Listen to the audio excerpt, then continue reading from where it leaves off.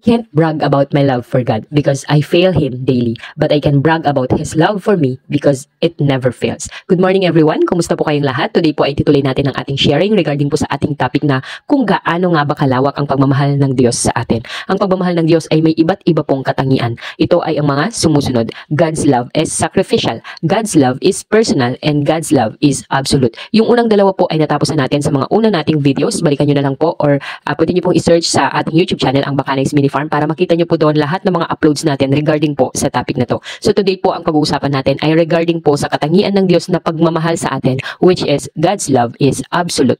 Basahin po natin ang Romans chapter 5 verse 8. Ngunit pinatunayan ng Diyos ang kanyang pag-ibig sa atin nang mamatay si Kristo para sa atin nung tayo'y makasalanan pa. Kailan daw namatay ang Panginoong Hesus para sa atin? Nung tayo'y makasalanan pa. Ang ibig sabihin ay ang kanyang pagmamahal ay walang kondisyon. Ang pagmamahal niya ay hindi nakabase sa kung anong kaya nating gawin. Hindi siya nakabase sa ginawa natin noon o hindi natin nagawa sa buhay natin. Alalahanin po natin ito mga kapatid na ipinako ang Panginoong Hesus 2,000 years ago pa. Hindi pa tayo pinapanganak noon. Pero alam na alam niya kung ano ang gagawin nating mga kasalanan. Alam na niya kung anong klaseng tao ang magiging tayo balang araw. Pero ganun pa man ay namatay siya para sa atin. Alam din niya na hindi tayo deserving sa kaligtasan. Bakit? Kasi nga makasalanan tayo. Sabi sa Isaiah chapter 64 verse 6, lahat tayo'y naging marumi sa harapan ng Diyos. Ang mabubuting gawa natin, maruruming basahan ang katulad. Nalanta na tayong lahat gaya ng mga dahon. Tinatangay tayo ng malakas na hangin ng ating kasamaan. Mga kapatid, lahat tayo ay namantsahan ng kasalanan to the point na kahit na ang ating mabubuting gawa ay hindi sasapat para maging deserving tayo sa kanyang pagmamahal. Kaya nga ang sabi niya dun sa mga mabubuting gawa natin ay parang maruruming basahan. Bakit? Kasi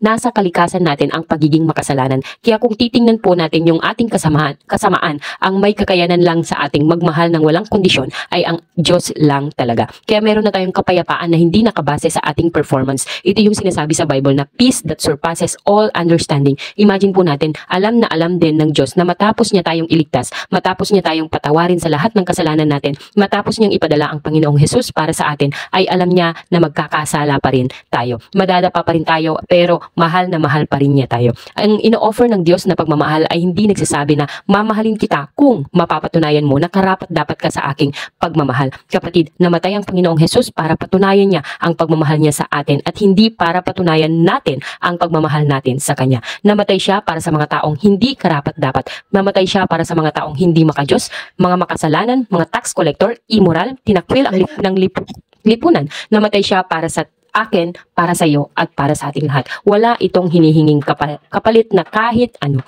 Ang mundo natin ay punong-puno ng mga kontrata at kondisyon. Gagawin ko ito kapag na-meet mo yung kondisyon na nakasaad sa kontrata. Pag hindi mo na-meet yung mga kondisyon na nakasaad sa kontrata, ay mababaliwala ang commitment ko sa iyo. Nakakalungkot kasi ganyan din ang tingin ng maraming tao patungkol sa relasyon. Pero hindi yan ang klase ng relasyon na gusto ng Diyos para sa atin. Ang relationship niya sa atin ay absolute o unconditional love. Wala itong limit rules o pogi point system. Hindi din siya nagmamahal ng installment. Pag nagmahal siya ay absolute o kompleto, at dahil dito alam natin na handa siyang masaktan o ma-reject. Sabi po ni C.S. Lewis, there is no safe investment. To love at all is to be vulnerable. Love anything and your heart will certainly be wrung and possibly be broken. Hindi tayo pwedeng magmahal ng buong buo kung hindi tayo willing masaktan. May mga nagsasabi, hindi ako magmamahal ng sobra. Magtitira ako ng 50% para sa sarili ko para hindi ako masaktan. Kapatid, hindi po yan ang klase ng pagmamahal ng Diyos. Ang pagmamahal niya ay 100% at willing siyang masaktan.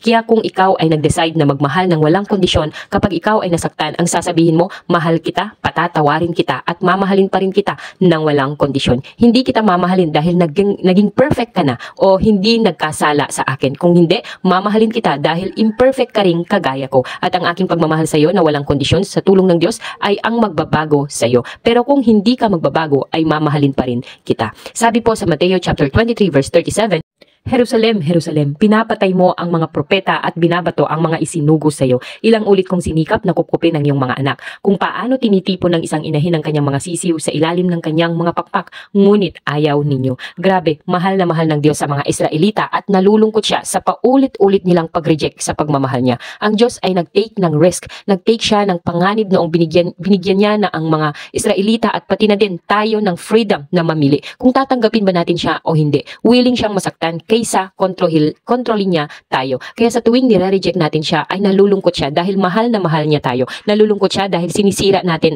ang ating sarili. Kapatid, binigyan niya tayo ng free will ng Diyos para makita niya kung tunay na ibinibigay natin ng kusa yung pagmamahal natin sa Kanya. Kung papursahin tayo ng Diyos na mahalin natin siya at gagawin niya tayong robot, ay mas worse pa ito sa isang alipin. Bakit? At least yung alipin nakakapag-isip pa. Hindi nga lang siya pwedeng mamili, pero yung robot hindi na nga siya nakakapag-isip, ay hindi pa din siya magkakaroon ng pagkakataong mamili. Kapatid, hindi gusto ng Diyos na maging alipin tayo at robot. Ang gusto ng Diyos ay magkaroon tayo ng freedom na piliin siya, freedom na sambahin siya, freedom na mahalin siya, at maipakita natin sa Kanya na gusto rin nating ng nagmamahalang relasyon sa Kanya. Sabi po sa Romans chapter 8 verse 38 to 39, sapagkat natitiyak kong walang makapaghihiwalay sa atin sa Kanyang pag-ibig, kahit ang kamatayan o ang buhay, ang mga anghel o ang mga pamunuan at ang mga kapangyarihan, ang kasalukuyan o ang hinaharap, ang kataasan o ang kalaliman o alinmang nilalang ay hindi makapaghihiwalay sa atin sa pag-ibig ng Diyos na ipinagkaloob sa atin sa pamamagitan ni Kristo Jesus na ating Panginoon.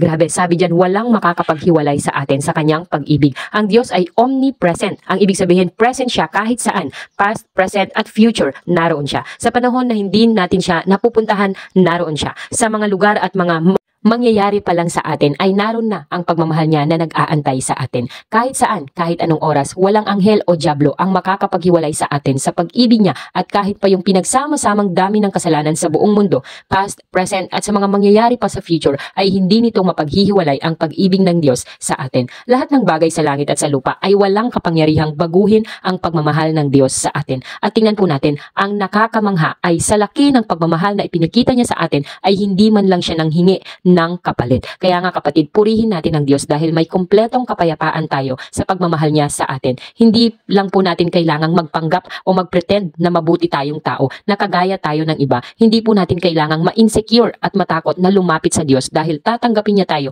as is. Hindi rin po natin muna kailangang baguhin ang sarili natin bago tayo makalapit sa Kanya. Minsan iniisip natin, hindi pa ako nakakapagbago kaya hindi ko pa matanggap ang Panginoong Jesus sa buhay ko. Kapatid, mali po. Lalo tayong hindi makakapagbago kung hindi natin siya tatanggapin sa puso natin. Matagal na niya tayong tinanggap, matagal na niya tayong nakita yung mga ginawa nating mga kasalanan, nakita niya na yung mga yun. Tayo na lang po ang inaantay ng Diyos na lumapit sa Kanya. Sabi po ni Paul Washer, I have given God countless reasons not to love me. None of them has been strong enough to change Him. And another, may nagsabi din po, I can't brag about my love for God because I fail Him daily, but I can brag about His love for me because it never fails. Kapatid, maaaring kinakausap ka ng Diyos ngayon at sinasabi niya sa iyo na mahal ka niya at nais niyang tanggapin, nais mo na din na tanggapin ang pag-ibig niya sa iyo. Ngayon, kapatid, ito na ang panahon. Nais ng Diyos na bigyan ka niya ng libreng regalo o kaloob na buhay na walang hanggan ngayon. Hindi ito nakasalalay sa mga nagawa mo na kasamaan. Handa ka niyang patawarin at hindi din ito nakasalalay sa mabuting gawa mo, kung hindi nakasalalay lang sa kung sino siya.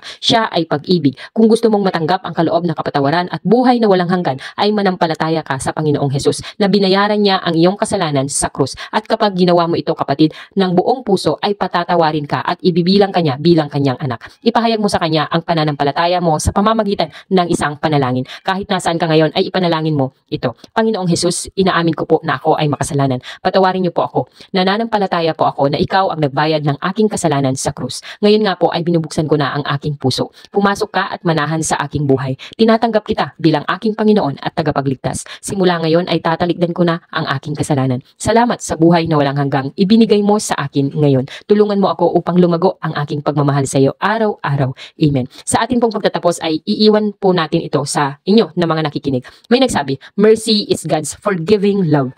Grace is God's undeserved love. Peace is God's comforting love. The will of God is God's unerring love. Providence is God's caring love. The death, burial, and resurrection of Jesus Christ is God's proven love. Sanctification is God's nurturing love. Heaven is God's rewarding love. Eternity is God's unending love. Kapatid, sa tuwing matutukso ka na magduda sa pagmamahal ng Diyos sa iyo, ay alalahanin mo ang pagmamahal niya sa iyo. Una, God's love is sacrificial. Ibibigay niya ang lahat para sa iyo dahil mahal ka niya. Pangalawa, God's love is personal. Kilala ka niya sa pangalan at nasa isip ka niya nung binayaran niya ang iyong kasalanan sa krus. Siya din ay personal sa paraan na siya ay nananahan sa iyo at hindi ka niya iiwan ni pababayaan man. At ang pangatlo, God's love is unconditional. Wala itong limit at hindi ito nakabase kung naging perfect ka ba o hindi. Hindi din ito nakabase sa performance mo. Kaya nga kapatid, simula ngayon, pagbulay-bulayan mo ito araw-araw at kapag ginagawa mo ito ay magkakaroon ka ng peace that surpasses all understanding. Siya nga pala, abangan nyo po yung mga susunod nating mga episodes ngayong mga darating na mga araw at ito po yung continuation nitong ating mga sharing ngayon. Matapos tayong mahalin ng Diyos ay paano naman natin ipapakita yung pagmamahal natin sa Kanya.